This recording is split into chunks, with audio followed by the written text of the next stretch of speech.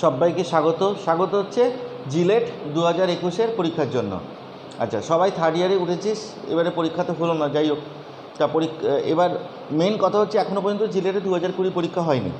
তা জিলেটে 2020 পরীক্ষা হবে কি হবে না সেটা পরে দেখা যাবে, কিন্তু 2021-এর পরীক্ষাটা হবেই। জানি না এই গ্রুপে কতজন আছে বা সব কিছু, কিন্তু একটা জিনিস মাথায় রেখে কাজ করতে হবে যে জিলেট এক্সামটা খুব সহজ নয়।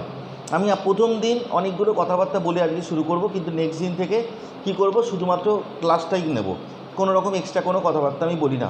মানে যারা আমার কাছে পড়ে তারা জানে যেভাবে তৈরি করব সেইভাবেই কিন্তু তৈরি হতে হবে। মানে জিলেটের টোটাল 6টা সাবজেক্ট আছে, আমি লিখছি, বোর্ডে লিখছি। প্রথম দিন একটুখানি ধরে পড়াবো, অল্প পড়াবো, তারপরের দিন থেকে স্পিড বাড়াবো। প্রথম দিন খুব অল্প মানে 40-45 মিনিটের ক্লাস প্রথম দিনটা, কিন্তু তারপরের দিন থেকে আরও অনেক বেশি ক্লাস হবে। আচ্ছা, তাহলে যেটা কথাটা বলছি সেটা হচ্ছে জিলেটের টোটাল সাবজেক্ট হচ্ছে 6খানা সাবজেক্ট। কী সেটা হচ্ছে engineering mechanics, strength of material, engineering mathematics, computer application, electrical technology, আর একটা এনভায়রনমেন্টাল সায়েন্স বা এনভায়রনমেন্টাল ইঞ্জিনিয়ারিং। বা টোটাল 6টা সাবজেক্ট আছে। এবার 6টা সাবজেক্টের মধ্যে কিভাবে পড়ানো হবে না হবে, আমাদের এখানে সবাই ITEEর নাম মোটামুটি জানে যে আমাদের এখান থেকে ভালো র্যাঙ্ক হয় বা ভালো সাকসেস থাকে। এবছর যেসব স্টুডেন্টরা পরীক্ষা যদি হয়, তারা যদি দেয়, তাহলে দেখা যাবে যে 1 থেকে 20-র মধ্যে অনেকেই আছে, কারণ সেইভাবেই কিন্তু তৈরি করেছি বা আমাদের টিম তৈরি করেছে। আমাদের টিম মানে আমার সাথে আরও একজন স্যার আছেন, মানে টোটাল আমরা 2জন বা 3জন মিলে পড়াবো, ঠিক আছে, বা 4জনও সেটা হতে পারে ভবিষ্যতে। টোটাল আমরা 2-3 জন মিলে মোটামুটি পড়াবো বলে ঠিক করেছি, 3 জন মিলে। আগে প্রথমে দেখি যে কী সাবজেক্ট আছে সেগুলো একটু বলি, তারপরে কিভাবে পড়াবো তার নিয়মকানুন বলবো। আচ্ছা, সাবজেক্টগুলো যেগুলো আছে সেটা হচ্ছে JELET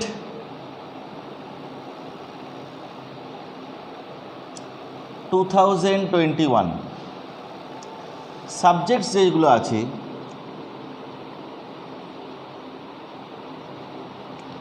number 1 engineering mechanics. Engineering মেকানিক্সে যারা ফার্স্ট সেমিস্টার পড়েছে তারা ভাববে যে ইঞ্জিনিয়ারিং মেকানিক্সটা খুব সহজ, ঠিক আছে, বা এতে হ্যাঁ তখন সহজ ছিল, কিন্তু জিলেটের কোশ্চেন সহজ আসে না। বারবার করে বলে দিচ্ছি, জিলেটের কোশ্চেন কিন্তু সহজ আসে না। নেক্সট হচ্ছে স্ট্রেংথ অফ মেটেরিয়ালস, এটাও একই ব্যাপার, কিন্তু কত কি নাম্বার থাকে না থাকে সব বলছি। 3 নাম্বার হচ্ছে ইঞ্জিনিয়ারিং ম্যাথ, এটা মেনলি সেকেন্ড সেমিস্টারে ম্যাথটা থাকে। 4 নম্বর হচ্ছে ইলেকট্রিক্যাল টেকনোলজি।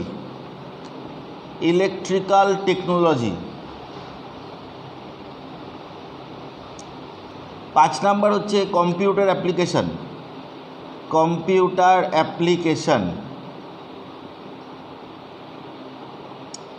আর 6 নাম্বার হচ্ছে এনভায়রনমেন্টাল, মানে ENVS লিখছি, এনভায়রনমেন্টাল সায়েন্স। এই ইঞ্জিনিয়ারিং মেকানিক্স থেকে 15টা কোশ্চেন থাকে মোটামুটি, যা বিগত কয়েক বছরে আসছে, এটাও 15টা। ম্যাথামেটিক্স থেকে 20টা কোশ্চেন, ইলেকট্রিক্যাল থেকে 15টা, কম্পিউটার থেকে 20টা, আর এখান থেকে হচ্ছে বাকি যে 15 নাম্বার থাকবে সেটা।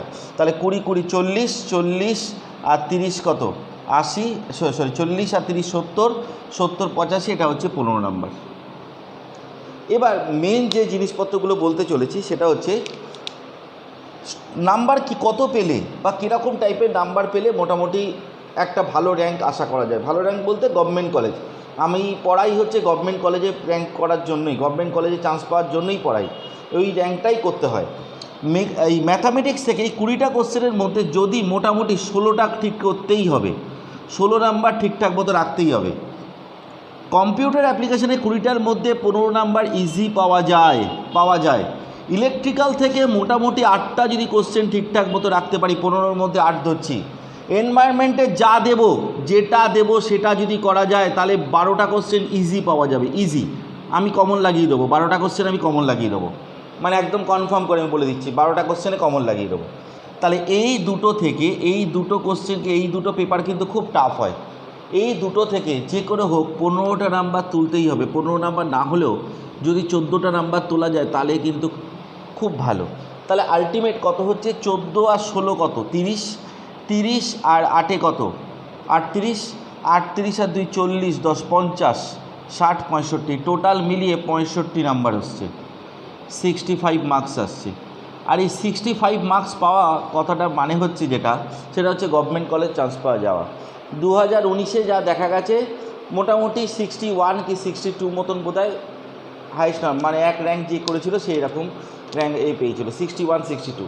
ধরে নিচ্ছি আমরা কোশ্চেন পেপার সোজা হোক টাফ হোক যাই হোক না কেন, আমাদের এই 65 মার্কসটা প্রথমে তুলতে হবে। আমি সব কিছু খেয়ে যাব কিন্তু আলটিমেটলি 65 তুলতে পারবো না, তা হবে না। আমাদের টার্গেটটাই থাকবে 65, আর পরে গিয়ে আমি যখন দেখাবো তখন 75 যেন তোলা যায় তার জন্য প্রিপারেশান নেব। ফার্স্ট আমাদের 65 তুলতে গেলে যেটা খুব ভালোভাবে করতে হবে, আমি কি করাবো সেটা নিয়ে বলে নিই। আমি যেটা করাবো সেটা হচ্ছে ইঞ্জিনিয়ারিং মেকানিক্সটা আমি পুরোটাই করাবো, স্ট্রেংথ অফ মেটেরিয়াল আমি পুরোটাই করাবো, ম্যাথমেটিক্সের আমি ম্যাক্সিমাম পোর্শন করাবো, মানে 90% আমি করাবো, 90% আমি করাবো। ইলেকট্রিক্যাল টেকনোলজির আমি মোটামুটি 75% করাবো, মানে এই ম্যাথামেটিক্সের 90% আমি করাবো, ইলেকট্রিক্যাল টেকনোলজি 75% আমি করাবো, আর এটাও হচ্ছে আমিই করাবো টোটাল। বাকি যে পার্টগুলো হচ্ছে, বাকি যে 10% 25% কম্পিউটারটা একজন স্যার করাবেন, ঠিক আছে, খুব ভালো পড়ান, যারা পড়েছে তারা জানে। মোটামুটি এইভাবে টোটাল সাবজেক্টটাকে সাজানো হয়েছে। তাহলে আমি প্রথম যেটা শুরু করব সেটা হচ্ছে মেকানিক্স দিয়ে শুরু করব। একদিন মেকানিক্স, একদিন ম্যাথ, এইভাবে করাবো, মানে এভাবে শুরু করব। মানে শুরু করাটা হচ্ছে এরকমভাবে হবে, একদিন মেকানিক্স করাবো, একদিন ম্যাথ করাবো, ঠিক আছে, আবার পরের দিনকে ইলেকট্রিক্যাল করাবো, তারপর মেকানিক্স করাবো। টেকনিকটা কীভাবে হবে একটুখানি বলে দিই। টেকনিকটা, যে পড়ানোর টেকনিকটা, সেটা হচ্ছে আমি যতটা করাচ্ছি ওই সপ্তাহের মধ্যে একটা ডেটে এক্সাম নেব। এক্সাম কিভাবে নেব তার পদ্ধতিটাও আমি বলে দিচ্ছি, অথবা আমাদের ইনস্টিটিউট থেকে ম্যাডাম আছে, রিঙ্কু ম্যাডাম আছে, সে পুরোপুরি ডিটেলস বলে দেবে যে কিভাবে কী পদ্ধতিতে পরীক্ষা আমরা নিচ্ছি। আমি এখন এই ভিডিওতে বলছি না, সে পুরোপুরি ডিটেলস বলে দেবে কীরকম। কিন্তু পরীক্ষা দিতেই হবে, পরীক্ষা না দিলে যতটা করে পড়াবো ততটা করে পরীক্ষা দিতে যেতে হবে। আর যে কোশ্চেন পেপারগুলো দেবো পরীক্ষার জন্য, এই কোশ্চেন পেপারগুলো একটা কোনো ফাইলের মধ্যে পুরোপুরি সাজিয়ে রাখবি। দেখবি 1 2 করে নাম্বার থাকছে, মক টেস্ট 1 মক টেস্ট করে এরমভাবে নাম্বার থাকছে, কোড ওয়াইজ সাজিয়ে রাখবি। এবং তার সাথে সাথে সলিউশানগুলো আমি নেক্সট ক্লাসে তো সব কিছু তোরা পারলি না, অনেক আছে পারবি না তোরা, মানে একটু করে ড্যাম শিওর যে আমি যদি 30টা কোশ্চেনে পরীক্ষা নিই, তোরা হয়তো খুব বেশি হলে 8 থেকে 10টা পারবি, তার থেকে বেশি পারবি না, কারণ ম্যাথামেটিক্যালের ওপর পরীক্ষা নেবো। ম্যাক্সিমামই হচ্ছে মেকানিক্স যদি করে তাহলে মেকানিক্সের যে ম্যাথগুলো আছে সেগুলোর ওপরই পরীক্ষাটা নেবো। থিওরি তো ইজিলি করে নেওয়া যায়, কিন্তু ম্যাথামেটিক্সগুলোই হচ্ছে পরীক্ষায় মেনলি আসে। দেখবি অনেকে জিলেটের কোশ্চেনের ডায়াগ্রাম দেখেই ভয় পেয়ে যায়, মানে ডায়াগ্রাম যেগুলো আঁকা থাকে সেগুলো দেখে ভয় পেয়ে যায়, এগুলো কোনো দেখিই এরকম টাইপের মনে হয়। আমি যেভাবে করাবো সেভাবে একটুখানি আমাকে ফলো করে করবি, তাহলে দেখবি ইজি ব্যাপার দাঁড়িয়ে যাচ্ছে। তাহলে যাই হোক, আজকে যেটা শুরু করছি, আজকে ফার্স্ট সবচেয়ে আমার বেস্ট সাবজেক্ট এটাই বলে, যারা আমার কাছে পড়েছে যারা জানে, ইঞ্জিনিয়ারিং মেকানিক্স দিয়ে শুরু করছি, নেক্সট দিন ম্যাথ করাবো, ঠিক আছে। আজকে অল্প করাবো, আজকে প্রথমে শুরুতেই বলে দিয়েছি যে অল্প দিয়ে শুরু করব, কিন্তু যে প্রথম দিনই প্রচুর পড়িয়ে দেবো না, যাতে কিনে সবার বিরক্ত লাগে। প্রথম দিন অল্প করাবো, তারপর আর যারা ক্লাস করতে চায় তারা তো মোটামুটি আমাদের সাথে জয়েন করবেই, ঠিক আছে। জয়েন করতে গেলে যে নাম্বারটা সেটা হচ্ছে 8910393989, 8910393989, এই নাম্বারে ফোন করবে। ফোন করলে সে জয়েন করতে পারে, ঠিক আছে। ফোন করে ম্যাডামের সাথে কথাবার্তা বলে নেবে বা সব কিছু করে নেবে, তাহলে সে জয়েন করতে। তোদেরও যারা যদি বন্ধুবান্ধব থাকে বা কিছু থাকে, আমার যদি পড়ানো ভালো লাগে তবে অবশ্যই করে সবাইকে বলবি যাতে কিনা ফোন করার জন্য। যাই হোক, আজকে তাহলে শুরু করছি ইঞ্জিনিয়ারিং মেকানিক্সের ফার্স্ট চ্যাপ্টারটা, মানে সিস্টেম অফ ফোর্সেস। ফার্স্ট শুরু করছি সিস্টেম অফ ফোর্সেস। তাহলে চ্যাপ্টারটার নাম একটু লিখে নিই,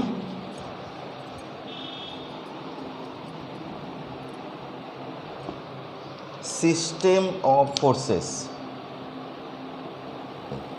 সিস্টেম অফ ফোর্সেস, দারুণ chapter, heavy interesting chapter.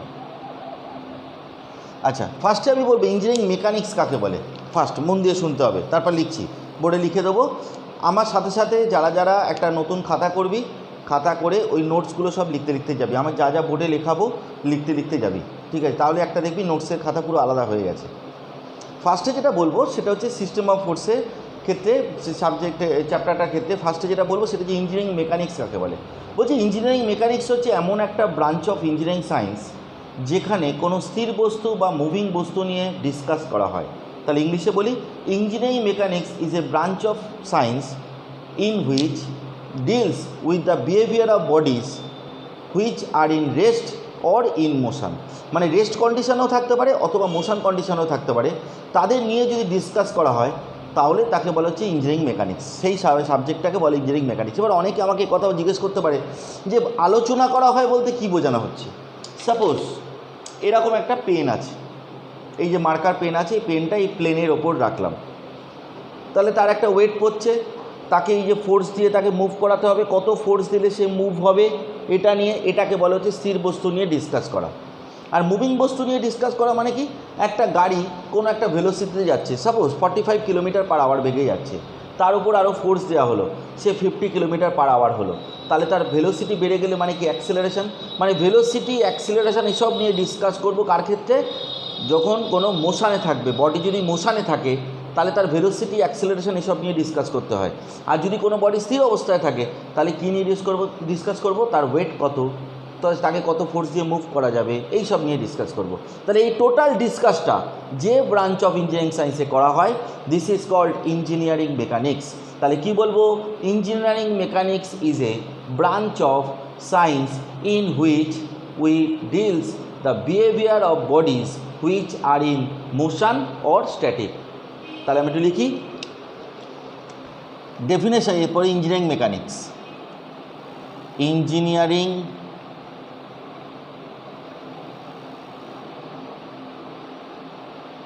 Mechanics, এই ইঞ্জিনিয়ারিং মেকানিক্স হচ্ছে বলবো it is that branch of science in which deals deals with the behavior of bodies which are in rest or in motion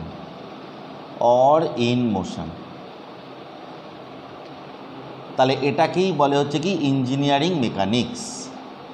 এই engineering মেকানিক্সের দুটো part, কি sir? First part যেটা তাকে বলে হচ্ছে, ফার্স্ট যে পার্টটা তাকে বলে হচ্ছে স্ট্যাটিক্স। আরেকটা পার্ট যেটা তাকে বলে হচ্ছে ডায়নামিক্স। এই স্ট্যাটিক্সের ক্ষেত্রে যেটা, সেটা হচ্ছে শুধুমাত্র স্থির বস্তু নিয়েই ডিসকাস করা হবে। কি বললাম? স্ট্যাটিক্সের ক্ষেত্রে যেটা, সেটা হচ্ছে শুধুমাত্র স্থির বস্তু, মানে বডিটা শুধুমাত্র রেস্ট কন্ডিশনে আছে, সেসব নিয়েই ডিসকাস করা হবে। তাহলে কি বলবো, discuss the bodies which are in rest, মানে রেস্ট কন্ডিশনে আছে যেসব বডিগুলো, সেটা নিয়ে যেখানে ডিসকাস করা হয় তাকে কি বলে স্ট্যাটিক্স। আর এখানে কি বলবো, discuss the bodies which are in মোশানে যদি থাকে তাহলে যে ডিসকাস করা হয় তাকে বলা হচ্ছে কি ডায়নামিক্স। আবার এই ডায়নামিক্স আবার দু প্রকার, ডায়নামিক্স হচ্ছে আবার দু প্রকার। কি স্যার? এই রকম, একটাকে বলে হচ্ছে কাইনেটিক্স, আরেকটাকে বলে হচ্ছে কাইনামেটিক্স। কাইনেটিক্স আর কাইনামেটিক্সের মধ্যে মেন তফাৎ যে জায়গাটা, দুটোই মোশনে থাকে, কিন্তু মেন তফাৎ যে জায়গাটা, কাইনেটিক্সের ক্ষেত্রে বাইরের থেকে ফোর্স অ্যাপ্লিকেশন করতে হয়, আর কাইনামেটিক্সের ক্ষেত্রে কোনো ফোর্স অ্যাপ্লিকেশন করতে হয় না, গ্র্যাভিটি ফোর্সের জন্যই মুভ করে। এরকম আবার একটুখানি লিখে দিই, তারপর বলছি। এটা হচ্ছে উইথ অ্যাপ্লিকেশন অফ ফোর্স, আর এখানে বলবো হচ্ছে উইদাউট অ্যাপ্লিকেশন অফ ফোর্স কমা দিয়ে এক্সেপ্ট গ্র্যাভিটি ফোর্স এই ব্যাপারটা একটু ডিসকাস করি, তাহলে ভালো লাগবে। কি ডিসকাস করব, যে কাইনেটিক্স কাকে বলে আর হচ্ছে কাইনামেটিক্স কাকে বলে। এই দুটোর মধ্যে অনেকের একটু কনফিউশন হয়ে যায় যে কাইনেটিক্স আর কাইনামেটিক্সের ব্যাপারটা কি। এই কাইনেটিক্স কথাটার মানে হচ্ছে, ধর সাপোজ একটা বডি মুভ করছে, ধর 40 কিলোমিটার পার আওয়ারে কোনো একটা বডি মুভ করছে। কি বললাম? 40 কিলোমিটার পার আওয়ারে একটা বডি মুভ করছে। কি বললাম? 40 কিলোমিটার পার আওয়ারে একটা বডি মুভ করছে। আমি তার ওপর ফোর্স অ্যাপ্লিকেশন করলাম, আরও ফোর্স দিলাম। ফোর্স দিলে কি হলো? সে ধর 50 কিলোমিটার পার আওয়ার বেগে চলে গেল। তাহলে বাইরের থেকে ফোর্স দেওয়ার জন্যই তো বডি আরও ভেলোসিটিটা বেড়ে গেল। তাহলে এই ব্যাপারটা যেখানে ডিসকাস করা হবে তাকেই বলে হচ্ছে কাইনেটিক্স। আর কাইনেমেটিক্স কাকে বলে? বাইরের থেকে কোনো ফোর্স অ্যাপ্লিকেশান হবে না। এক্সাম্পল, একটা ইনক্লাইন্ড বডি আছে, একটা ইনক্লাইন্ড প্লেন আছে, তার উপর একটা বডিকে রাখলাম, বডিটা কী হবে? নিচের দিকে পড়ে যাবে। তাহলে এই যে গ্র্যাভিটির জন্য সে নিচের দিকে পড়ে যাচ্ছে, এটা যেখানে ডিসকাস করা হয়, দিস ইজ কল কাইনামেটিক্স। তাহলে কাইনামেটিক্সের ক্ষেত্রে কী মাথায় রাখতে হবে? বাইরের থেকে কোনো ফোর্স অ্যাপ্লিকেশান হবে না। আর কাইনেটিক্সের ক্ষেত্রে কি মনে রাখতে হবে? বাইরের থেকে ফোর্স অ্যাপ্লিকেশান হবে। এই কাইনেটিক্স আর কাইনামেটিক্স দুটোই হচ্ছে ডায়নামিক্সের আন্ডারে আছে। ডায়নামিক্স কথাটার মানে বডি মোশনে থাকতেই হবে, নাহলে ডায়নামিক্স হয় না। আর বডি যদি স্ট্যাটিক অবস্থায় থাকে তাহলে কি বলবো? তাকে স্ট্যাটিক্স।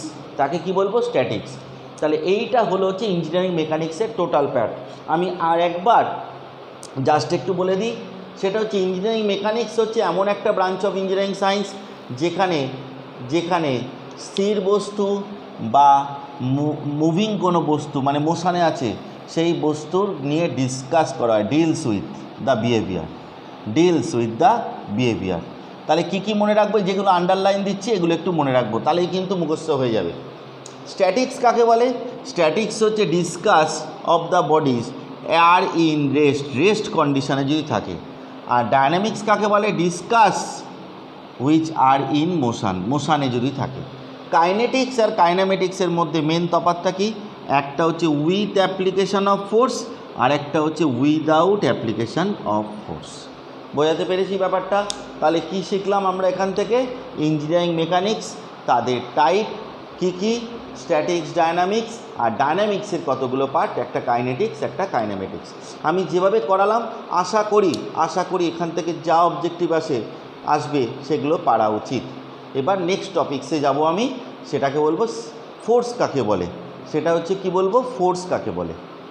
তাহলে এটা একটু মুছে দিই। আশা করি এতক্ষণে লিখে নিতে পেরেছি সবাই।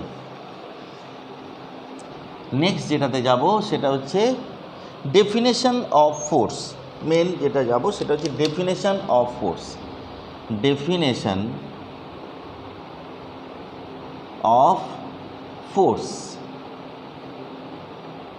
ফোর্সের ডেফিনেশন দেওয়ার সময় আমি একটাই কথা বলবো। যদি বলে এক কথায় ফোর্স কাকে বলে, তাহলে বলবো ফোর্স হচ্ছে একটা এজেন্ট। কি বলবো? ফোর্স হচ্ছে একটা এজেন্ট। সে কি করে? স্থির বস্তুকে মুভ করায় বা মুভ করতে চেষ্টা করে, অথবা মুভিং কোনো বস্তুকে স্টপ করায় বা স্টপ করতে চেষ্টা করে। তাহলে কি বলবো? It is an agent, AGENT। Agent কথাটার মানে যে হেল্পিং হ্যান্ড হিসাবে কাজ করে। It is an agent which move or tends to move a static body and stop or tends to stop a moving body। এবার অনেকে আমাকে জিজ্ঞেস করতে পারে, যদি অফলাইন ক্লাস হতো তবে সবাই আমাকে জিজ্ঞেস করতো যে স্যার এই টেন্স টু কথাটা কেন বলছেন? টেন্স টু কথার এটা কি, কারণটা কি? আমি এই দেয়ালটাকে ঠেলছি, দেয়ালটা স্ট্যাটিক অবস্থায় আছে, দেয়ালটাকে আমি ঠেলছি বা বোর্ডটাকে ঠেলছি, কিন্তু কি মুভ করছে না। ওই কারণের জন্য কি বললাম? মুভ করতেও পারে আবার নাও করতে পারে, মানে টেন্স টু স্টপ, মানে সবেমাত্র মুভ করবে এরকম অবস্থাও হতে পারে স্ট্যাটিক বডি। তাহলে কি বললাম? যে যদি বলে হোয়াট ইজ ফোর্স, তাহলে কি বলবো? একটাই কথা, ফোর্স ইজ অ্যান এজেন্ট। এই কথাটাই হচ্ছে আসল কথা, যে কি করে? কোনো মুভিং বস্তুকে স্টপ করায় অথবা স্টপ করতে চেষ্টা করে, স্টপ করায় অথবা স্টপ করতে চেষ্টা করে, অথবা মুভ করায় বা মুভ করতে চেষ্টা করে। এই ফোর্স হচ্ছে দু টাইপের, ফোর্স হচ্ছে মেনলি দু টাইপের। কি কি স্যার? এই যে দু টাইপের। কি কি? একটাকে বলে হচ্ছে পুশ, আর একটাকে বলে হচ্ছে পুল, PULL। কাকে বলে পুশ, কাকে বলে পুল? তাহলে একটা তো বডি আঁকতে হবে, বডি এঁকে দেখাতে হবে। এই হচ্ছে একটা বডি আঁকলাম, এইটা হচ্ছে একটা বডি, এটা হচ্ছে একটা BODY, এটা হচ্ছে একটা বডি। একটা অ্যারো আমি বডির থেকে বাইরের দিকে দিচ্ছি, মানে from the body, from the body মানে বডির থেকে বাইরের দিকে অ্যারো। আর এই অ্যারোটা আমরা বডির দিকে দিচ্ছি, তাহলে কি বলবো? At the body. একটা ফ্রম দ্য বডি আর একটা হচ্ছে অ্যাট দ্য বডি।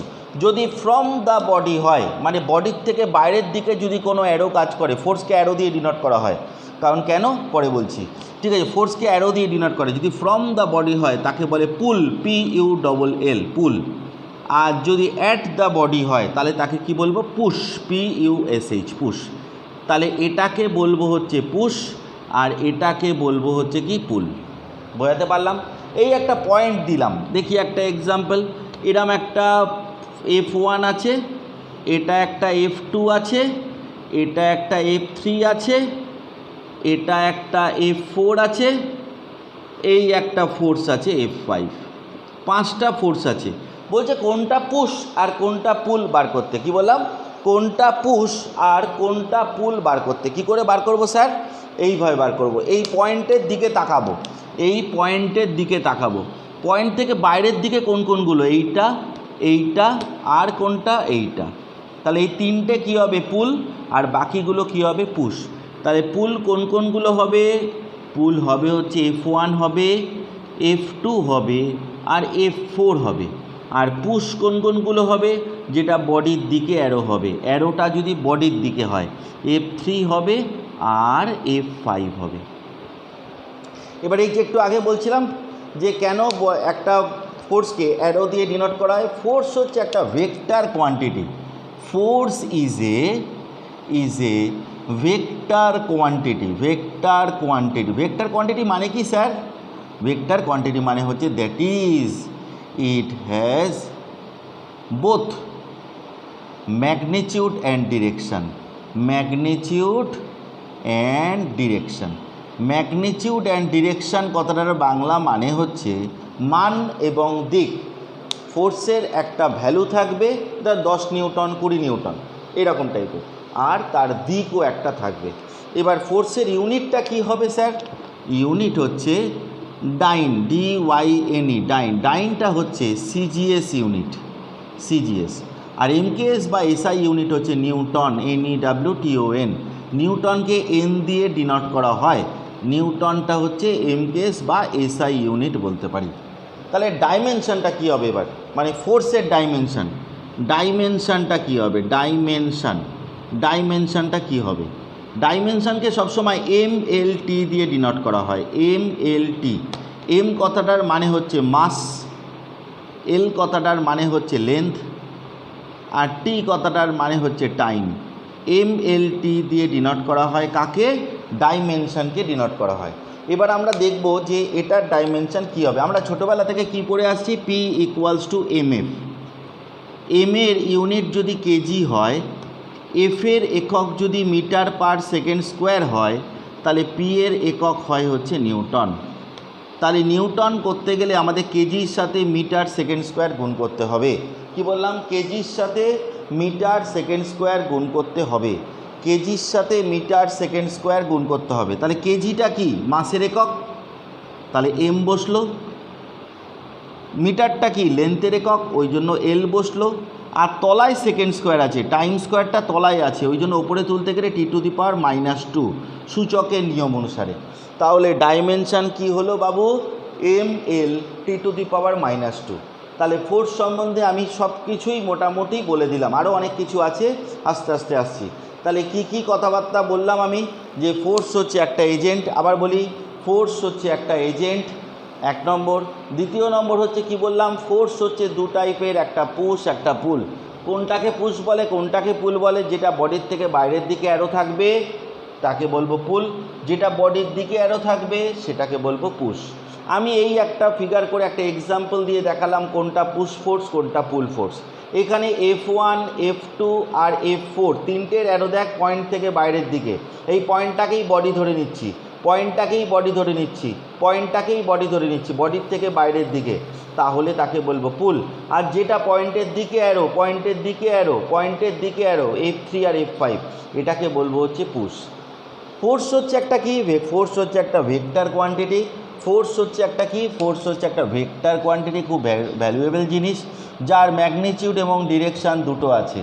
আমরা ফোর্সের ইউনিট হিসাবে কি পড়বো, নিউটনকে ফোর্সের ইউনিট হিসাবে দেখব, ঠিক আছে। কারণ কেন, আমাদের এসআই ইউনিটেই সব কিছু করতে হয়। আর সিজিএস ইউনিটটা কি জানি রাখা ভালো, ডাইমেনশান কি করে বার করতে হয়, ডাইমেনশান সবসময় MLT দিয়ে ডিনোট করা হয়। এম কথাটার মানে মাস, এল কথাটার মানে লেন্থ, টি কথাটার মানে টাইম, MLT দিয়ে ডিনোট করা হয়। আমরা ফোর্সের একক যদি নিউটন হয়, ফোর্সের একক যদি নিউটন হয়, তাহলে মাসের একক কেজি হবে, এফের একক মিটার পার সেকেন্ড স্কোয়ার হবে। তাহলে সেই অনুসারে আমরা তার ডাইমেনশান বের করে দিলাম। আশা করি এটা বোঝা গেছে। এরপরে আসবো হচ্ছে যেটা, সেটা হচ্ছে কোপ্লেনার আর কোপ্লেনার ফোর্স আর concurrent force, coplanar force concurrent force. Next point, এটা মুছে দিচ্ছি।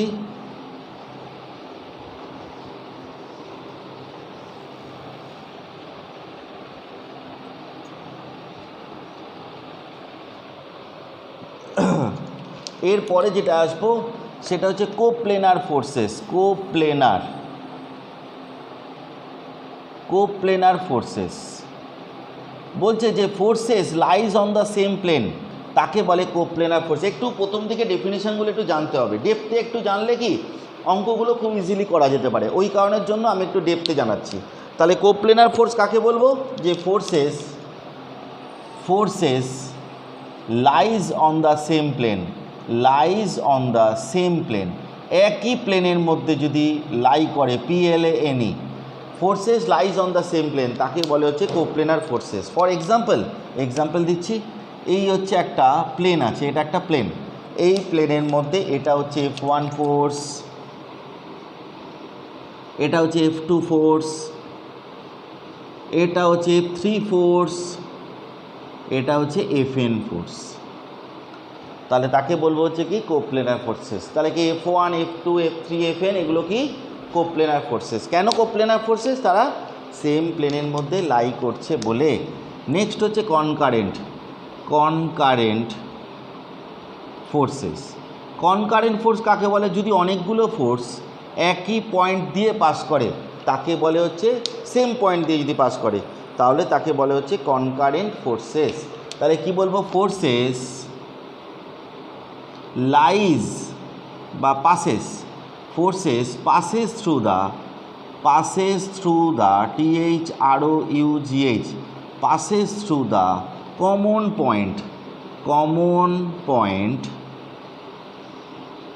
are called concurrent forces, ঠিক আছে। এবার এই পয়েন্টটা কনকারেন্ট বলতে কি বোঝানো হবে, এই হচ্ছে একটা পয়েন্ট, সেটা পুশ হতে পারে পুল হতে পারে, যদি একটা পয়েন্ট দিয়ে যদি পাস করে। ধরে নিচ্ছি এটা হচ্ছে F1, এটা হচ্ছে F2, এটা হচ্ছে F3, এটা হচ্ছে FN। দেখ, যেটা পুশও হতে পারে পুলও হতে পারে, কিন্তু এরকম নয় যে পুশ হতে হবে বা পুল হতে হবে। একটা পয়েন্ট দিয়ে যদি অনেকগুলো ফোর্স পাস করে, তাহলে তাকে বলে হচ্ছে কনকারেন্ট ফোর্সেস। একটা পয়েন্ট দিয়ে যদি অনেকগুলো ফোর্স পাস করে, তাকে বলে হচ্ছে কি কনকারেন্ট ফোর্সেস। নেক্সট পয়েন্টে যাব এবার। আশা করি কনকারেন্ট ফোর্স সম্বন্ধে ক্লিয়ার আইডিয়া হয়েছে। আচ্ছা, নেক্সট হচ্ছে যেটা যাব সেটা হচ্ছে ট্রান্সমিসিবিলিটি অফ ফোর্সেস। নেক্সট পয়েন্টে transmissibility of forces. Transmissibility of forces. Transmissibility of forces ব্যাপারটা কীরকম, যে যদি এই হচ্ছে একটা বডি আছে, এই হচ্ছে একটা বডি আছে, এই বডিতে আমি ধরে নিচ্ছি একটা পুশ ফোর্স কাজ করছে, এই যে পুশ ফোর্স, এই যে F1 কাজ করছে, এটাকে যদি আমি এক্সটেন্ড করে নিই, মানে একই লাইন অফ অ্যাকশান রেখে এটাকে যদি এক্সটেন্ড করে নিতে পারি, মানে এটাকে কী হয়ে গেল, পুল হয়ে গেল। মানে সেম লাইন অফ অ্যাকশানটা সেম থাকতে হবে। ট্রান্সমিসিবিলিটি অফ ফোর্সেসের মেন জিনিস হচ্ছে যেটা, ফোর্সের ম্যাগনিটিউড সেম থাকবে, ফোর্সের ম্যাগনিটিউড সেম থাকবে, ফোর্সের ম্যাগনিটিউড সেম থাকবে, আর লাইন অফ অ্যাকশান সেম থাকবে। ফোর্সের ম্যাগনিটিউড সেম থাকবে আর লাইন অফ অ্যাকশানটা সেম থাকবে, তবেই তাকে বলে হচ্ছে কি ট্রান্সমিসিবিলিটি অফ ফোর্সেস, তাকেই বলে হচ্ছে কি ট্রান্সমিসিবিলিটি অফ ফোর্সেস। নেক্সট পয়েন্টে যাব। নেক্সট পয়েন্ট হচ্ছে যেটা, সেটা হচ্ছে মোমেন্ট। নেক্সট পয়েন্ট যেটা, সেটা হচ্ছে মোমেন্ট। মোমেন্ট কাকে বলে? খুব ভাইটাল পয়েন্ট এটা, এই মোমেন্টটা, MOMENT।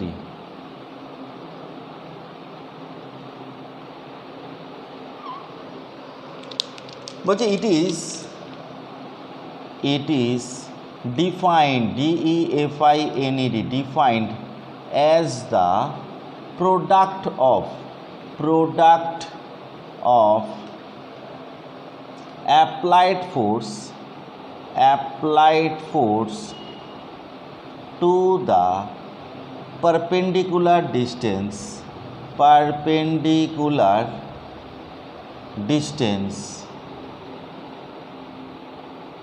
from the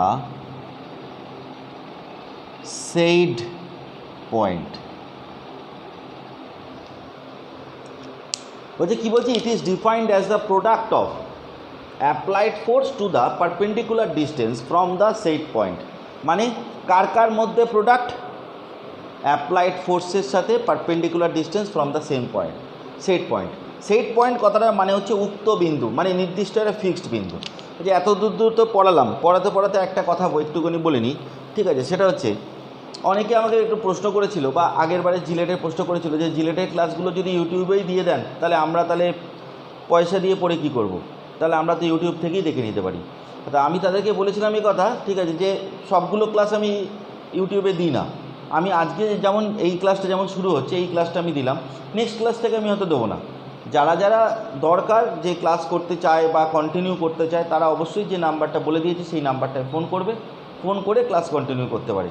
কিন্তু সবগুলো তো ইউটিউবে দেওয়া সম্ভব নয়, ওই কারণের জন্য সবগুলো ক্লাস কিন্তু আমি ইউটিউবে দেবো না। আমি এই ক্লাসটা দিলাম, আবার যদি কখনো মনে পড়ে যে আরেকটা ক্লাস দেবো, তাহলে সেই ক্লাসটা দেবো। মানে এরকমভাবে আমি ক্লাস করব, ঠিক আছে? কিন্তু সবগুলো ক্লাস দেবো না, তাহলে যারা পয়সা দিয়ে ভর্তি হয়েছে তারা কিন্তু খারাপ মনে করবে। তারা ভাববে যে আমরা পয়সা দিয়ে পড়ছি, আমরা কিছু স্পেশাল জিনিসের জন্যই তো আমরা পয়সা দিয়ে পড়ছি। আর তাছাড়াও আরেকটা জিনিস সেটা হচ্ছে, আমি ইউটিউবে যেটা দেবো তার মানে 10% হয়তো আমি দেবো, তার থেকে অনেক 90% বেশি থাকবে হচ্ছে যে জায়গাটা, সেটা হচ্ছে আমি যেগুলো পরীক্ষা নেব, ঠিক আছে, আরও যেগুলো ক্লাস এক্সট্রা স্পেশাল ক্লাস যেগুলো করাবো, সেইগুলোতে আরও বেশি এফেক্টিভ হবে। তো যাই হোক, এই পয়েন্টে আসি, সেটা হচ্ছে কার মধ্যে। এবার এই একটা পয়েন্ট নাম দিচ্ছি, এই যে পয়েন্টটা ধরে নিচ্ছি এ পয়েন্ট, আর এখানে একটা ফোর্স কাজ করছে, সেটা হচ্ছে এফ। এই ফোর্স থেকে এই পয়েন্টের পারপেন্ডিকুলার ডিস্টেন্স হচ্ছে ডি। এই যে পারপেন্ডিকুলার ডিস্টেন্স মানে এই যে এটা হচ্ছে 90 ডিগ্রি, পারপেন্ডিকুলার ডিস্টেন্স হচ্ছে ডি। এই মোমেন্ট নিতে গেলে সবসময় যে কোনো একটা পয়েন্টের রেসপেক্টে মোমেন্ট নিতে হয়। কি বললাম? মোমেন্ট নিতে গেলে সবসময় যে কোনো একটা পয়েন্টের রেসপেক্টে মোমেন্ট নিতে হয়। তাহলে এই যে মোমেন্ট অ্যাবাউট এ বার করতে গেলে এটাকে ক্যাপিটাল এম সাফিক্সে এ দিয়ে ডিনোট করা হয়। ক্যাপিটাল এম মানে মোমেন্ট কার রেসপেক্টে নিচ্ছে, এর রেসপেক্টে। কি বলেছি? It is defined as the product of product কার মধ্যে প্রোডাক্ট, এই যে প্রোডাক্টের জন্য ক্রস সাইন দিলাম, প্রোডাক্টটা কার মধ্যে, অ্যাপ্লাইড ফোর্স মানে কত এফ, আর পারপেন্ডিকুলার ডিস্টেন্স কত ডি। তাহলে এফ ইন্টু ডি করলে যেটা পাওয়া যায় তাকেই বলে হচ্ছে মোমেন্ট অ্যাবাউট এ। এবার আরেকটা এক্সাম্পল দিই, ধর এরকম একটা পয়েন্ট আছে বি, আর এখান থেকে একটা ফোর্স কাজ করছে F1, এদের পারপেন্ডিকুলার ডিস্টেন্স হচ্ছে ধরে নিচ্ছি আমরা D1। তাহলে অবশ্যই করে এম অ্যাবাউট বি, মানে বি পয়েন্টের অ্যাবাউটে বলে বিটাকে সাফিক্সে দিতে হয়। কার মধ্যে প্রোডাক্ট, অ্যাপ্লাইড ফোর্স কত F1 আর ডিস্টেন্স কত D1। তাহলে কি হলো, F1 ইন্টু D1। আবার একটা পয়েন্ট নিচ্ছি, সেটা হচ্ছে সি পয়েন্ট। এই যে সি পয়েন্ট, এখানে ফোর্স কাজ করছে হচ্ছে F3, F3 ফোর্স কাজ করছে। তাহলে মোমেন্ট অ্যাবাউট সি কত হবে, ফোর্স কত F3, ডিস্টেন্স কত ওই পয়েন্ট দিয়েই কাজ করছে, তাহলে কত 0, ওই জন্য মোমেন্টটা কী হয়ে যাবে 0। আবার একবার রিপিট করছি যে আমার থেকে এই যে এই হাত, এটা এই যে হাত, এই হাত থেকে এই বোর্ডের দূরত্ব 2 মিটার, হাত থেকে বোর্ডের দূরত্ব 2 মিটার, এই হাত থেকে বোর্ডের দূরত্ব 2 মিটার, এই যে দূরত্ব কমালাম 1 মিটার হলো, দূরত্ব কমালাম 0.5 মিটার, মিশিয়ে দিলাম, তাহলে দূরত্ব কত হয়ে গেল 0। ঠিক তেমনি যদি কোনো ফোর্স একটা পয়েন্ট দিয়ে কাজ করে তাহলে তার ডিস্টেন্সটা কী হয়ে যায় 0, যদি কোনো ফোর্স ওই পয়েন্ট দিয়ে কাজ করে তাহলে তার ডিস্টেন্সটা কী হয়ে যায় 0, আর 0 যেহেতু ডিস্টেন্স হয়ে যায় তাহলে 0 বসালে মোমেন্টের মানটাও কী হয়ে যাবে 0। তাহলে এর থেকে আমরা একটা কথা বলতে পারি, মন দিয়ে শুনতে হবে, মন দিয়ে শুনতে হবে, এর থেকে আমরা একটা কথা বলতে পারি, যে পয়েন্টের অ্যাবাউটে মোমেন্ট নেবো, যে পয়েন্টের অ্যাবাউটে মোমেন্ট নেবো সেই পয়েন্ট দিয়ে যদি কোনো ফোর্স কাজ করে তাহলে তার মোমেন্টটা 0 হয়ে যায়। তাই লাস্ট আরেকবার বলে দিই মোমেন্ট সম্বন্ধে, আমি তো পুরোটা আরেকবার করে বলে দিচ্ছি। মোমেন্ট কথাটার মানে হচ্ছে কি, product of applied force with the perpendicular distance. কার কার মধ্যে ডিস্টেন্স, যে পয়েন্টের অ্যাবাউটে মোমেন্ট নেবো তার থেকে পারপেন্ডিকুলার ডিস্টেন্স আর এই ফোর্স, তাকে গুণ করলে কি পাওয়া যাবে, মোমেন্ট পাওয়া যায়। এই মোমেন্ট হচ্ছে যদি এই পয়েন্টের রেসপেক্টে নিচে এই যে ফোর্স, যে পয়েন্টের রেসপেক্টে মোমেন্ট নেবো সেই পয়েন্ট দিয়ে যদি কোনো ফোর্স কাজ করে তাহলে তার মোমেন্টটা 0 হয়ে যায়। একটা এক্সাম্পল দিয়ে বোঝাই তাহলে বেশ ভালো লাগবে। ধর এটা এ পয়েন্ট, এটা বি পয়েন্ট, এখানে একটা রিয়াকশান আছে, এই রিয়াকশানটা হচ্ছে আর এ, আর এই রিয়াকশানটা হচ্ছে আর বি।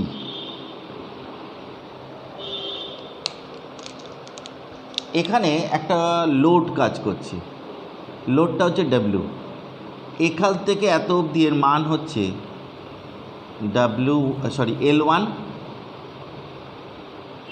L1, আর এখান থেকে এত অবধি তার মান হচ্ছে L2।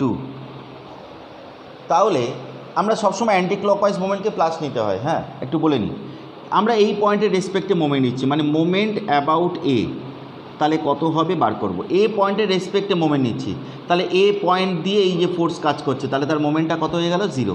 কি বলেছি, যে পয়েন্টের রেসপেক্টে মোমেন্ট নিই সেই পয়েন্ট দিয়ে যদি মোমেন্ট কাজ করে তাহলে তার মোমেন্টটা কী হয়ে যাচ্ছে 0 হয়ে যাবে। আচ্ছা, এইবার মোমেন্ট হচ্ছে ক টাইপের বলতে আমি ভুলে গেছি, একটু বলে দিই। মোমেন্ট হচ্ছে এখানে লিখে দিচ্ছি, মোমেন্ট হচ্ছে মেনলি 2 টাইপের, মোমেন্ট হচ্ছে মেনলি 2 টাইপের। কী কী স্যার, একটা হচ্ছে অ্যান্টি ক্লকওয়াইজ,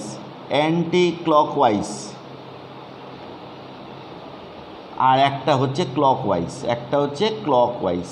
এবার কীভাবে কোনটা অ্যান্টি ক্লকওয়াইজ কোনটা ক্লকওয়াইজ কী করে বুঝবো, এই দুটো আঙুল নেবো, মন দিয়ে শুনতে হবে, এই দুটো আঙুল নেবো, দুটো আঙুল, ঠিক আছে। এটা হচ্ছে থাম্ব, এটা হচ্ছে 4 ফিঙ্গার। এই থাম্বটাকে এই পয়েন্টে বসাবো, আর 4 ফিঙ্গারটাকে এই যে অ্যারোটা যেদিকে আছে সেদিকে এরমভাবে ঘোরাবো, অ্যারোটা যেদিকে আছে সেদিকে ঘোরাবো। তাহলে এটা কি ওয়াইজ ঘুরবে, সবসময় রেডিয়ালি ঘুরবে, তাহলে কি অ্যান্টি ক্লকওয়াইজ ঘুরছে, তাই তো নাকি? এটা ঘড়ির কাঁটার বিপরীত দিক, অ্যান্টি ক্লকওয়াইজ। আবার এই যে বুড়ো আঙুলটা এখানে বসালাম, বসিয়ে দেখ অ্যারোটা নিচের দিকে আছে, তাহলে কি এইভাবে ঘুরবে, এটা কি ওয়াইজ, ক্লকওয়াইজ, এটা কি ওয়াইজ, ক্লকওয়াইজ। এটা তো কোনো ওয়াইজ হবে না, কারণ এটা তো মোমেন্টটাই টোটাল 0 হয়ে গেছে, ওই জন্য এটা অ্যান্টি ক্লকওয়াইজের কোনো ব্যাপার নেই। আমি যদি এই পয়েন্টের রেসপেক্টে মোমেন্ট নিই, এই যে W1টা, এই যে বুড়ো আঙুলটা এখানে বসালাম, এই যে এটা W1টা নিচের দিকে, তাহলে এটা কি হবে, ক্লকওয়াইজ। এটা কি হবে, অ্যারোটা উপরের দিকে আছে, এটা কি হবে, অ্যান্টি ক্লকওয়াইজ। বোঝাতে পারছি? আরেকবার রিপিট করছি, যে পয়েন্টের রেসপেক্টে মোমেন্ট নেবো সেই পয়েন্টে বুড়ো আঙুলটা বসালাম, অ্যারোটা নিচের দিকে আছে, এটা কি হবে, ক্লকওয়াইজ, এটা কি হবে, অ্যান্টি ক্লকওয়াইজ। তাহলে যদি আমরা ক্লকওয়াইজটাকে মাইনাস ধরি তাহলে ক্লকওয়াইজের মোমেন্ট কত হবে, ফোর্স কত W আর ডিস্টেন্স কত L1। তাহলে এই মাইনাস ধরেছি বলে তার আগে একটা মাইনাস দেবো। কেউ অনেকে বলতে পারে কেন স্যার মাইনাস কেন ধরলাম, আমি ক্লকওয়াইজকে নেগেটিভ ধরে কাজ করি আর অ্যান্টি ক্লকওয়াইজকে পজিটিভ ধরে কাজ করি, এটা নিয়ম। আর না হলে অন্য কীভাবে মনে রাখতে হবে, ক্লকওয়াইজ মোমেন্ট আর অ্যান্টি ক্লকওয়াইজ মোমেন্ট সবসময় সমান হয়, clockwise moment anti clockwise moment সবসময় সমান হয়। এটা কী হবে, এটা যদি অ্যান্টি ক্লকওয়াইজ তাহলে কী হবে, এটা প্লাস দিয়ে করব, এটা কী হবে, আর বি হচ্ছে ফোর্স আর ডিস্টেন্স কত, ডিস্টেন্স হচ্ছে L1 প্লাস L2, হ্যাঁ কি না, দূরত্ব, এই যে এটার থেকে তো দূরত্ব নিতে হবে, আর বি হচ্ছে ফোর্স আর দূরত্বটা কোথা থেকে নিতে হবে, এখান থেকে এত অবধি, মানে কত হবে, L1 প্লাস কত L2। আমি এটা মোমেন্টের একটা অ্যাপ্লিকেশন দেখিয়ে বোঝালাম, মানে এক্সাম্পল দিয়ে এটা একটু বোঝালাম, আর কিছু না। একটা এক্সাম্পল দিয়ে মোমেন্টের ব্যাপারটা একটু বোঝালাম যে মোমেন্টটা হচ্ছে এইভাবে এরকমভাবে নিতে হয়। আচ্ছা, মোমেন্টের পর এর নেক্সট পয়েন্টে আসবো, যেটা সেটা হচ্ছে রেজলিউশন অফ এ ফোর্স, মানে একটা ফোর্সকে কীভাবে রেজলিউশন করা যায়। রেজলিউশন মানে বিভক্ত করা, ভাঙা। নেক্সট পয়েন্টে আসি যে রেজলিউশন অফ এ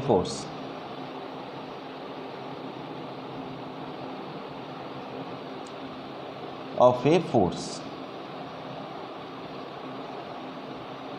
একটা ফোর্স সবসময় দুটো মিউচুয়ালি পারপেন্ডিকুলার কম্পোনেন্টে রেজলিউট হয়। মানে কীরকম বলি, যে যদি এরকম একটা অ্যাক্সিস থাকে, এটা হচ্ছে এক্স অ্যাক্সিস, এটা হচ্ছে ওয়াই অ্যাক্সিস, এই হচ্ছে একটা ফোর্স আছে, এই যে ফোর্স হচ্ছে এফ,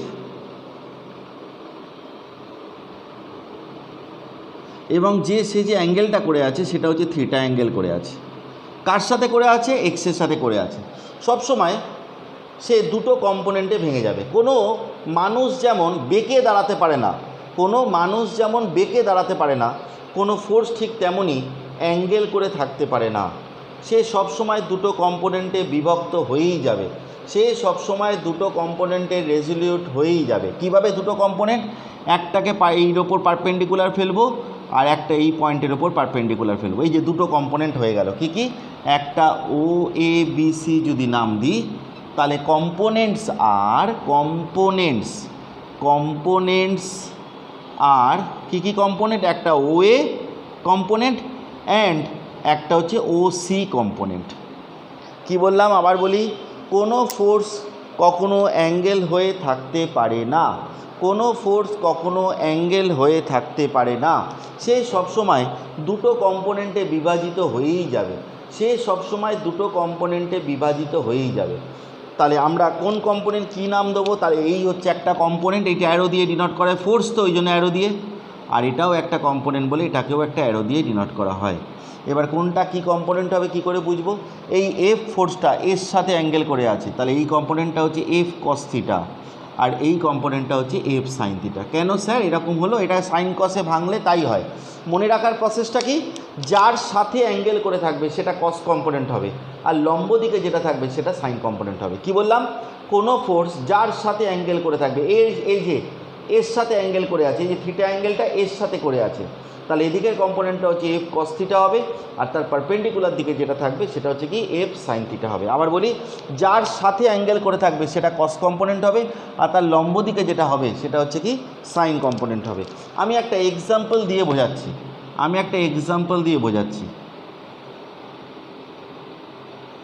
এটা হচ্ছে এক্স অ্যাক্সিস, এটা হচ্ছে ওয়াই অ্যাক্সিস। ধরে নিচ্ছি এই একটা ফোর্স 100 নিউটনের একটা ফোর্স আছে, এই যে 100 নিউটন একটা ফোর্স আছে, এবং এই অ্যাঙ্গেলটা 30 ডিগ্রি করে আছে। বলছে যে কম্পোনেন্ট অফ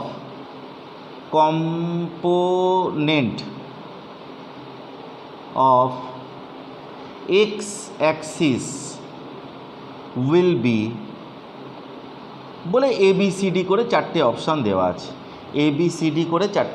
আছে, তা কীভাবে কী করতে হয় এটা? এই যে 100 নিউটন যেটা আছে সেটা এর ওপর একটা পারপেন্ডিকুলার ফেলবো, আর এর ওপর একটা পারপেন্ডিকুলার ফেলবো। তাহলে এদিকের যেটা সেটা কি বললাম, আর এদিকের যেটা সেটা কি বললাম? দুটো কম্পোনেন্ট, হ্যাঁ কি না? এই 100 নিউটনটা দুটো কম্পোনেন্টে ভেঙে যাবে। এবার দেখতে হবে 100 নিউটনটা কার সাথে অ্যাঙ্গেল করে আছে, মন দিয়ে শুনতে হবে, কার সাথে অ্যাঙ্গেল করে আছে? ওয়াই এর সাথে অ্যাঙ্গেল করে আছে, তাহলে এইটা হবে কস কম্পোনেন্ট, যার সাথে অ্যাঙ্গেল করে থাকে সেটা কস কম্পোনেন্ট হয়, মানে 100 cos 30, আর এদিকে যেটা হবে সেটা হচ্ছে কি 100 sin 30। আমাদের কার মান চাই? এক্স অ্যাক্সিসের সাথে চাই, তাহলে এক্স অ্যাক্সিসের সাথে মানটা কত হবে? 100 ইন্টু sin 30 মানে হাফ, মানে 50 নিউটন যেটা সেটাই হচ্ছে অ্যান্সার হবে। আশা করি বোঝা গেছে। আবার একবার রিপিট দিয়ে দিই, যে যার সাথে অ্যাঙ্গেল করে থাকে সেটা কস কম্পোনেন্ট, আর তার লম্ব দিকে যেটা থাকে সেটা হচ্ছে সাইন কম্পোনেন্ট। যার সাথে অ্যাঙ্গেল করে থাকে সেটা কস কম্পোনেন্ট হয়, ওই জন্য 100 হচ্ছে ফোর্স, আর অ্যাঙ্গেল কত? 30 ডিগ্রি, তাহলে কম্পোনেন্টটা কত হয়েছে 100 cos 30, আর তার লম্ব দিকে যেটা সেটা কি 100 sin 30। আমাদের কি চেয়েছে, এক্স অ্যাক্সিসের কম্পোনেন্ট চেয়েছে। এক্স অ্যাক্সিসের কম্পোনেন্ট কত 100 sin 30, ওই জন্য অ্যান্সারটা কী হলো 50 নিউটন। ব্যাপারটা বোঝা গেছে আশা করি। নেক্সট পয়েন্ট এবার যাব, সেটা হচ্ছে condition of equilibrium. Condition of equilibrium, অনেকে এই যে বললাম যে গ্রুপে জয়েন করতে গেলে যে ভর্তি হতে হবে বা এ করতে হবে, এটা কেন বললাম বা কী জন্য বললাম তার কারণটা একটু বলে দিই। যে আমিও এইরকম নয় যে এই রিসেন্ট পড়ানো শুরু করেছি, এরকম ব্যাপার স্যাপার না। যারা আমার কাছে পড়ছে এই গ্রুপে যারা আছে তারা জানে মোটামুটি, ঠিক আছে, যে আমি মোটামুটি 20 বছর ধরে পড়াচ্ছি, মানে 1-2 বছর নয়, 20 বছর। মানে এই যে 2020টা শেষ হলো, 20 বছর ধরে, মানে 2000 সাল থেকে আমি পড়াচ্ছি। ফলে কিছু এক্সপিরিয়েন্স তো আমার আছে। অনেকে এরকম আছে ইউটিউবাররা যে এই জাস্ট পাস করলো, পাস করে ইউটিউব দিতে শুরু করে দিল, ইউটিউবে ভিডিও দিতে শুরু করে দিল। তাদের কতটা ডেপথ আছে বা কী আছে আমার তার সম্বন্ধে বলার দরকার নেই বা কিছু নেই। কিন্তু আমি আমার অনুসারে, ঠিক আছে, আমি তো আমার পেমেন্ট চাইবই, সেই কারণের জন্যই আমি বললাম যে আমি মাঝে মাঝে দেব। যাদের দরকার তারা আমার কাছ থেকে এই জিনিসটা দায়িত্ব নিয়ে শিখে নিতে পারে। এবার দায়িত্ব নিতে গেলে কী করতে হবে, তাকে অবশ্যই করে ফোন করতে হবে। ফোন নাম্বারটাও বলেছি 8910393989, 8910393989। তারা ফোন করে জিজ্ঞেস করলো, আমি এমন কিছুই ফিস নিই না বা এমন কিছুই করি না, তবে হ্যাঁ শেখাবো যতটা সারা জীবন মনে রাখতে হবে, এইটুখানি আমি দায়িত্ব নিয়ে বলতে পারি। যে আমার কাছে যারা শিখে যাচ্ছে বা শিখে পরীক্ষা দিয়েছে এতদিন, বা যারা আমার স্টুডেন্ট যারা বিভিন্ন জায়গায় আছে, বড় বড় জায়গায় আছে বা যে কোনো জায়গাতে আছে, গভর্নমেন্ট জব করে বা ভালো জায়গায় পড়াশোনা করেছে বাড়িতে, তারা আমার সম্বন্ধে একটা কথা অন্তত পক্ষে বলতে পারে যে আমি যতটা শেখাবো ততটা ক্লিয়ারলি শেখাবো। যে কোনো রকম এরকম নয় যে যারা নতুন ইউটিউবে শুরু করলো, যে একটা ছেলে ডিপ্লোমা পাস করলো সে ইউটিউব শুরু করে দিল, ইউটিউবে মেকানিক্স পড়াতে শুরু করে দিল।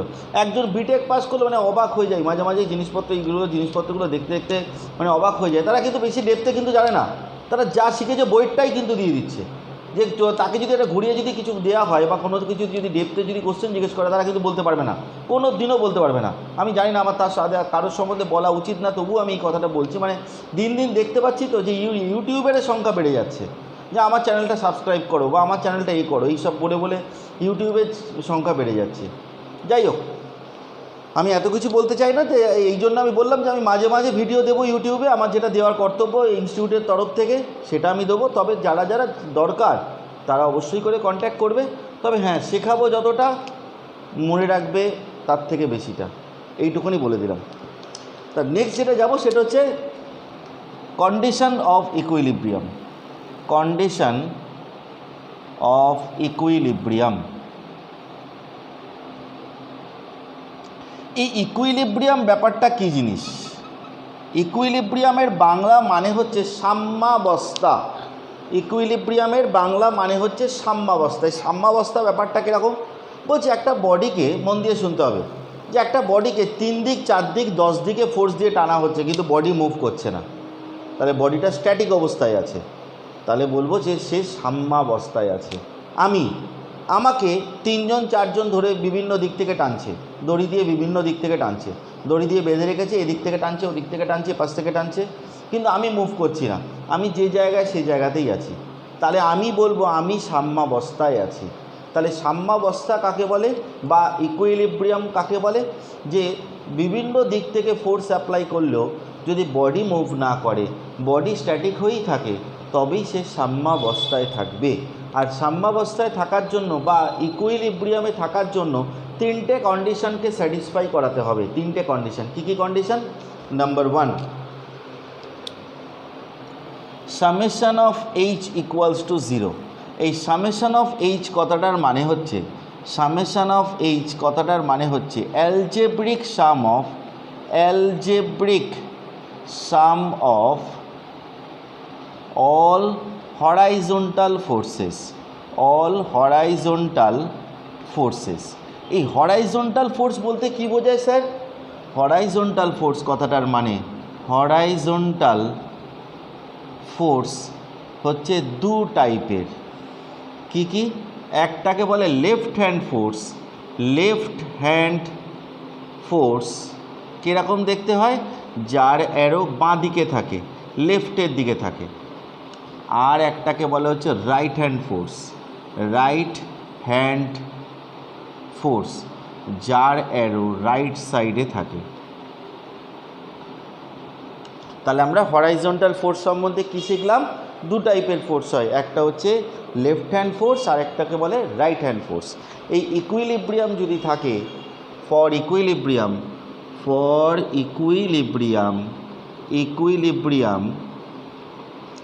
টোটাল লেফট হ্যান্ড ফোর্স আর টোটাল রাইট হ্যান্ড ফোর্সকে সমান হতেই হবে, তবেই বলবো ইকুইলিব্রিয়ামে আছে, না হলে নয়। এটা হচ্ছে 1 নম্বর কন্ডিশন গেল। তাহলে কি বললাম? টোটাল লেফট হ্যান্ড ফোর্স আর টোটাল রাইট হ্যান্ড ফোর্সকে সমান হতেই হবে, তাহলে আমরা বলবো যে সে ইকুইলিব্রিয়ামে আছে। নেক্সট 2 নম্বর হচ্ছে যে জিনিসটা, সেটা হচ্ছে summation of V equals to 0। V কথাটার মানে হচ্ছে অ্যালজেব্রিক সাম। সামেশন মানে হচ্ছে অ্যালজেব্রিক সাম কথাটার মানে কি? অনেকে বলতে পারে স্যার অ্যালজেব্রিক সাম করছেন, অ্যালজেব্রিক সাম কথাটার ব্যাপারটা কি, মানে কি? বীজগাণিতিক যোগফল। বীজগাণিতিক যোগফল মানে বীজগণিতে আমরা যখন শিখেছিলাম তখন প্লাস এবং মাইনাস সাইন শিখেছিলাম, ঠিক তেমনি এটাও হচ্ছে বীজগাণিতিক যোগফল। আমরা যদি লেফট হ্যান্ড ফোর্সকে প্লাস ধরে নিয়ে কাজ করি, তাহলে রাইট হ্যান্ড ফোর্সকে মাইনাস সাইন দিতে হবে। এবার একটা বডিতে যদি অনেকগুলো লেফট হ্যান্ড থাকে, অনেকগুলো রাইট হ্যান্ড থাকে, তাদের যোগফলটা কী হতে হবে? 0, অথবা total left hand total right হ্যান্ডকে সমান করব। ঠিক আছে, এটাই হচ্ছে মেন কথা। নেক্সট হচ্ছে algebraic sum of all vertical forces. এই ভার্টিক্যাল ফোর্স ক প্রকার স্যার? ভার্টিক্যাল ফোর্স হচ্ছে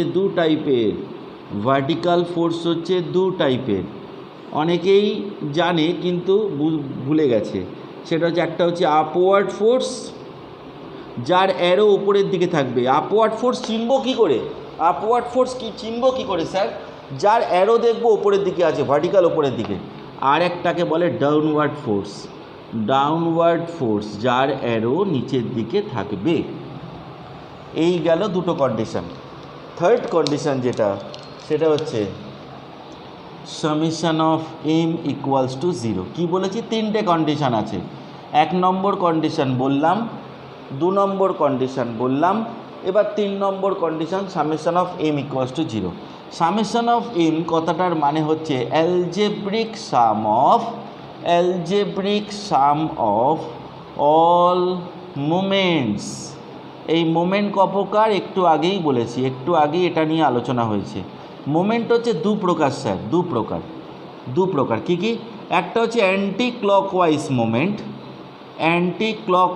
মোমেন্ট, যার অ্যারো এইরকমভাবে থাকে, এই যে পয়েন্টের অ্যাবাউটে এই দিকে থাকবে, এই যে অ্যান্টি ক্লকওয়াইজ। আর একটাকে বলে ক্লকওয়াইজ মোমেন্ট, যার অ্যারো রাইট এইভাবে থাকবে। তাহলে ফর ইকুইলিব্রিয়াম কি হয়? ফর ইকুইলিব্রিয়াম হচ্ছে টোটাল অ্যান্টি ক্লকওয়াইজ মোমেন্ট, আর এটা হচ্ছে ইকুয়ালস টু দিয়ে টোটাল ক্লকওয়াইজ মোমেন্ট হবে। সি মোমেন্ট মানে ক্লকওয়াইজ মোমেন্ট। আচ্ছা, একটা জিনিস আমি একটু লিখতে ভুলে গেছি, হুট করে মনে পড়লো। সেটা হচ্ছে এই ভার্টিক্যাল ফোর্স তো বললাম, কিন্তু ইকুইলিব্রিয়াম কন্ডিশনটা কি হয় সেটা লিখতে ভুলে গেছি। For equilibrium total upward force equals to total downward force হয়। তাহলে এই 3টে হচ্ছে ইকুইলিব্রিয়ামের কন্ডিশন। 3টে হচ্ছে কি? ইকুইলিব্রিয়ামের কন্ডিশন। কী কী? Summation of H0, summation of V0, summation of M0। তাহলে যদি এরকম আসে, এরকম একটা জিনিস বলি, যদি বলে condition of equilibrium of coplanar, concurrent forces এই একটা আসতে পারে, এদের ইকুইলিব্রিয়ামের কন্ডিশন কি। আরেকটা আসতে পারে হচ্ছে condition of equilibrium of coplanar non concurrent